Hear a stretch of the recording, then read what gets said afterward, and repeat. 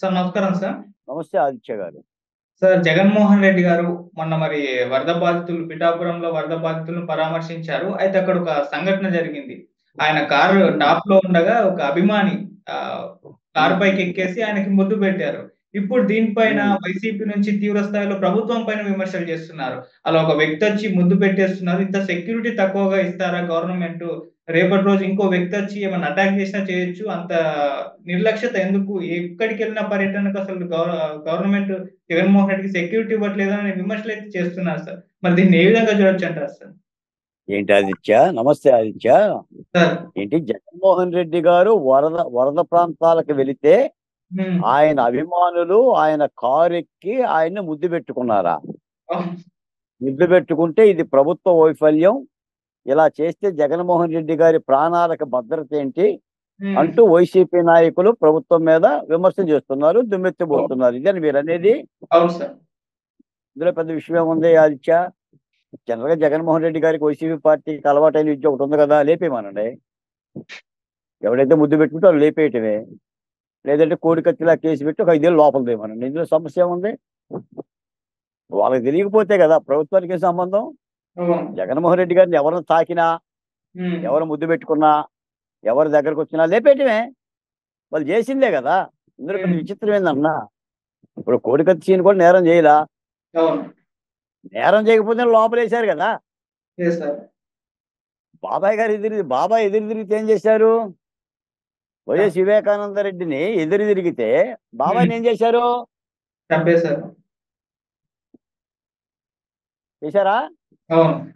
Mask అడిగితే సుధాకర్ గారిని ఏం చేశారు? ఇచ్చడానికి ముద్రేశారు కదా. అవును.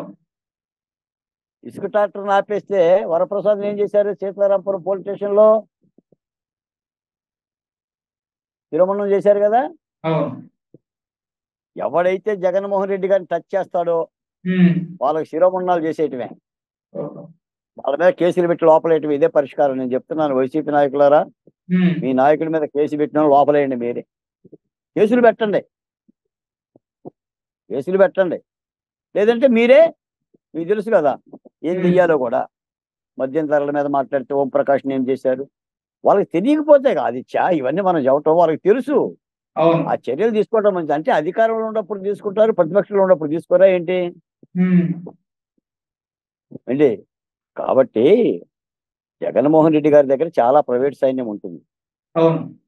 ప్రభుత్వం నియమించిన 4, 5 పోలీసులే కాదు, హ్మ్. ప్రైవేట్ సైన్యం కుప్పల తెప్పలుగా ఉంటుంది. ఏం చేస్తున్నారు? గోలు గిల్లుకుంటున్నారా ఏంటి? వాళ్ళ నాయకుడిని ముద్దు పెట్టుకుంటుంటే ఆయనే ముద్దు పెట్టుకుంటున్నాడు. ఆయన ముద్దు పెట్టుకుంటే నష్టం ఏముంది ఆదిత్య? ఏం లేదు సార్. జగన్మోహన్ రెడ్డి గారి మీద ఏమైనా చేస్తారా ఆదిత్య? కత్తులు తీసుకొని ఆయన చేయకపోతే మంచిది. కానీ వైసీపీ వాళ్ళు ఏమైనా చేస్తారని భయపడాలి. కానీ జగన్మోహన్ రెడ్డి గారి మీద ఏం చేస్తారు? మా అయితే ముద్దు పెట్టుకుంటారు, మా అయితే ఓ సెల్ఫీ దిగుతారు. అవును. ఏం చేస్తారు చెప్పండి అభిమానులు? హ్మ్. ఆ దీనికి ఒక అవును. ట్రోలింగు, ప్రభుత్వం చర్యలు తీసుకోవాలి. ఇది వాళ్ళకి తెలిసింది. కాబట్టి జగన్మోహన్ రెడ్డి గారికి వచ్చిన నష్టమేమీ లేదు, ఆయన ప్రాణానికి వచ్చిన నష్టమేం లేదు. మీకు ఇంకో మాట కూడా చెప్తా, సార్. ఆయన్ని జైల్లో కూడా పెట్టరు. ఎందుకంటారు సార్? ఆయన జైల్లో పెట్టగలిగిన ఆయన జైల్లో పెట్టగలిగిన దమ్ము కూడా నాకు తెలిసి హ్మ్. కేంద్రంలో కానీ రాష్ట్రంలో కానీ లేదని చెప్తా. ఆ! ఎందుకు సార్? మరి ఎందుకేమో ఇప్పుడు జగన్మోహన్ రెడ్డి గారి మీద కేసులు పెట్టబడి ఎంతకాలం అయింది? హ్మ్. 14 ఏళ్ళు అయ్యింది. అవును. 14 ఏళ్ళు కేసులు ఎవరు పెట్టారు? కేంద్ర ప్రభుత్వానికి సంబంధించిన ఈడీ పెట్టింది, హ్మ్. సిబిఐ పెట్టింది. హ్మ్. ఏం బీకాం 14 ఏళ్ళుగా? ఏం బీకాం చెప్పు ఏమి తెలుగులో? లేదు. ఏమి లేదు. జగన్మోహన్ రెడ్డి గారి ఏమన్నా పీకావా? విచారణ జరుగుతుందా కేసులు?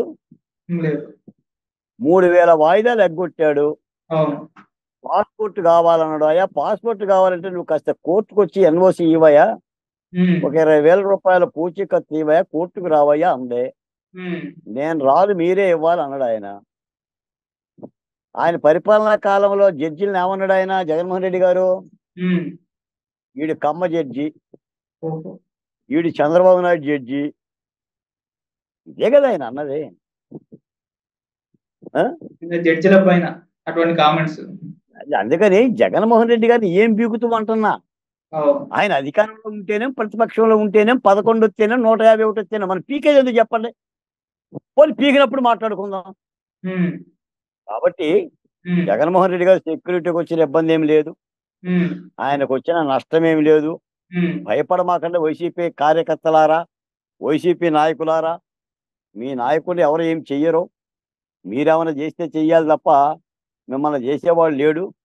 మీరు హ్యాపీగా ఓదార్పు యాత్రలు చేసుకున్నా, పాదయాత్రలు చేసుకున్నా, మీరు రాళ్ళు వేసినా, రప్పలేసినా, పడవలు విడుదల చేసినా, లేదా కాదాంబరి చిత్వానేని విజయవాడ తీసుకొచ్చి కేసులు కట్టి 42 రోజులు జైల్లో పెట్టినా, వాళ్ళ అమ్మను వేధించినా, వాళ్ళ నాన్న వేధించినా, ఐపీఎస్ అధికారులని ఐఆర్ఎస్ అన్నట్టుగా వాడుకున్నా, ఉమ్, నాకు తెలిసి వైసీపీని అయితే పీకుతారని నేనేం అనుకోవట్లా.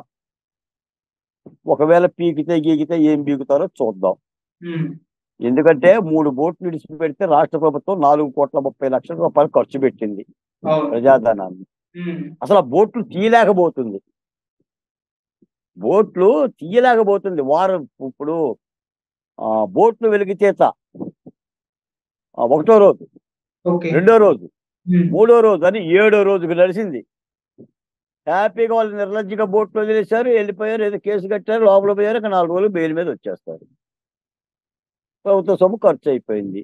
ఒకవేళ ఆ బోట్ల కారణంగా కనుక ప్రకాశం బ్యారేజీ దెబ్బతిని ఉంటే అసలు ఆ బోట్లు ఎవరియో కూడా తెలిసేది కాదు. ఉమ్, ఇది పరిపాలన, ప్రభుత్వం కూడా అదా వీటి పట్ల అలా ఉంది. కాబట్టి మీరు అడిగిన ప్రశ్న ఏంటంటే జగన్మోహన్ రెడ్డి గారికి సంబంధించిన ఇబ్బంది ఏమి ఉండదు, ఆయన రక్షణకు సంబంధించిన డోకా ఏమి ఉండదు. ఒకవేళ అలాంటి డోకా ఏమైనా ప్రమాదం ఉందని చెప్పి ఎవరైనా దగ్గరకు వస్తే మాత్రం వాళ్ళని లేపేయండి, లేకపోతే కేసులు పెట్టి లోపలేయండి. అంటే మీరు ఈయనకి కేసులు సెక్యూరిటీ. పెడితే కూటమి ప్రభుత్వం కూడా కట్టేస్తుంది. అవును. సరే, ఈయనకే సెక్యూరిటీ పిచ్చి ఉన్నట్టు ఉందని కూడా అంటున్నారు సార్. ఎందుకంటే గతంలో చూసాం 2 హెలికాప్టర్లను సెక్యూరిటీగా తెచ్చుకున్నారు ఎలక్షన్స్ కంటే ముందర.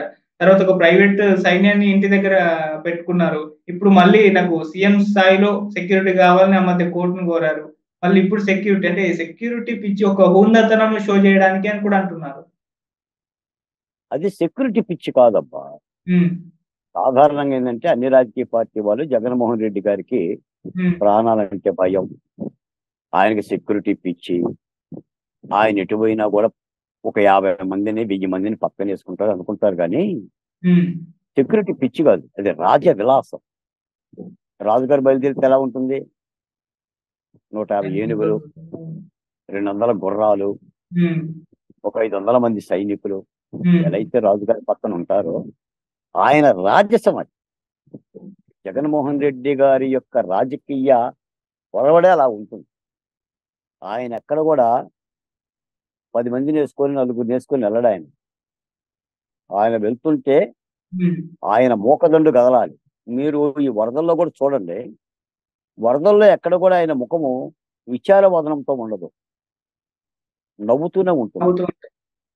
వరదల్లో సెల్ఫీలు దిగుతున్నారు, ఉమ్, ఆసుపత్రికి వెళ్ళి గాయపడ్డ వారిని పరామర్శించడంలో కూడా చిరునవ్వులతో పరామర్శిస్తారు. అవును. అంతే తప్ప వాళ్ళు బాధపడుతున్నారని చెప్పేసి నేను బాధపడ్డాను.